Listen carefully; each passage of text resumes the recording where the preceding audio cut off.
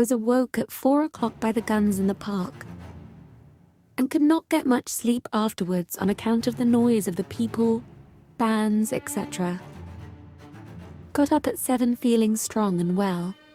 The park presented a curious spectacle with crowds of people up to Constitution Hill, soldiers and bands. The iron arteries of the newly built railways pulsed with life. The city's verdant parks, a boundless fair, were transformed into vibrant centres of celebration. The enthusiasm was great and the love for the Queen evident. I dressed, having taken a little breakfast before I dressed, and a little after. At 9:30 I went into the next room, dressed exactly in my House of Lords costume. At 10 I got into the state coach with the Duchess of Sutherland and Lord Albemarle, and we began our progress. Young Victoria donned the initial raiment of her royal destiny. Her form was enveloped not yet in the overwhelming magnificence of imperial jewels, but in a crimson velvet robe, heavy and solemn, bordered with immaculate ermine. Beneath this official pomp, a simple white silk garment and modest slippers ensured discreet elegance. No ostentatious adornment yet distracted the eye. Only the gravity of the moment and the symbolic weight of the mantle heralded the imminent transformation. I reached the Abbey Westminster amid deafening cheers at a little after 11:30. I first went into a robbing room quite close to the entrance, where I found my 8 train bearers, all dressed alike and beautifully, in white satin and silver tissue, with wreaths of silver corn ears in front, and a small one of pink roses round the plait behind, and pink roses in the trimming of the dresses. After putting on my mantle, and the young ladies having properly got hold of it, and Lord Cunningham holding the end of it, I left the robing room and the procession began.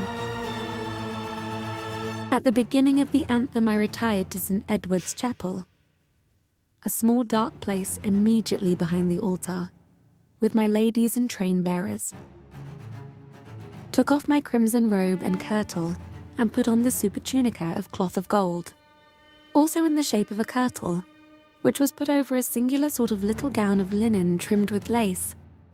The supertunica was a long gown, crafted from gold-threaded yellow fabric and adorned with a polychrome silk brocade featuring roses, thistles, shamrocks, and palm leaves. It was edged with gold lace and spangles and lined in red satin. The gown opened at the front with a low, rounded neck and knee-length sleeves. Silk decorations were attached with silver hooks.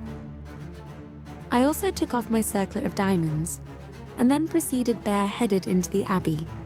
I was then seated upon St. Edward's chair, where the dalmatic robe was clasped round me by the Lord Great Chamberlain.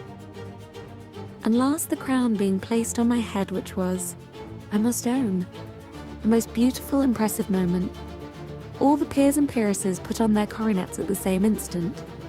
The shouts, which were very great, the drums, the trumpets, the firing of the guns, all at the same instant, rendered the spectacle most imposing.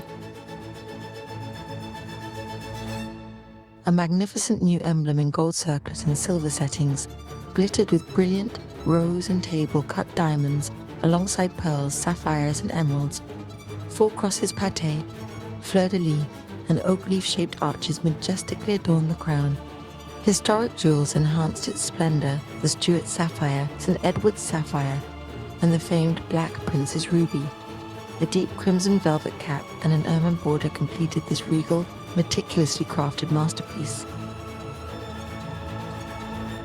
The procession being formed, I replaced my crown, took the orb in my left hand and the scepter in my right, and thus loaded proceeded through the Abbey, which resounded with cheers to the first robbing room.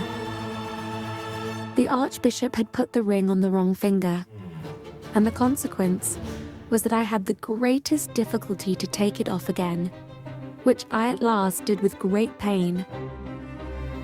At about 4:30, I re-entered my carriage, and we proceeded the same way as we came, the crowds, if possible, having increased. I came home at a little after 6, really not feeling tired. The Gold State coach, a lavish gilded vehicle weighing 4 tons, was a symbol of regal tradition and pomp. Victoria reportedly found the ride within its elaborate confines to be quite uncomfortable. After dinner, before we sat down, we spoke of the numbers of peers at the coronation, which Lord Melbourne said was unprecedented.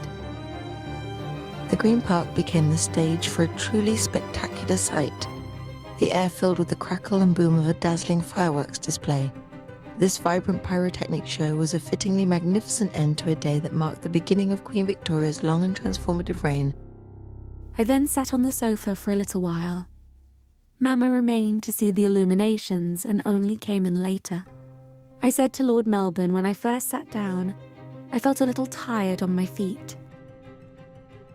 Stayed in the drawing room till 20 minutes past 11, but remained till 12 o'clock on Mama's balcony, looking at the fireworks in Green Park, which were quite beautiful. The enthusiasm, affection and loyalty was really touching, and I shall ever remember this day as the proudest of my life.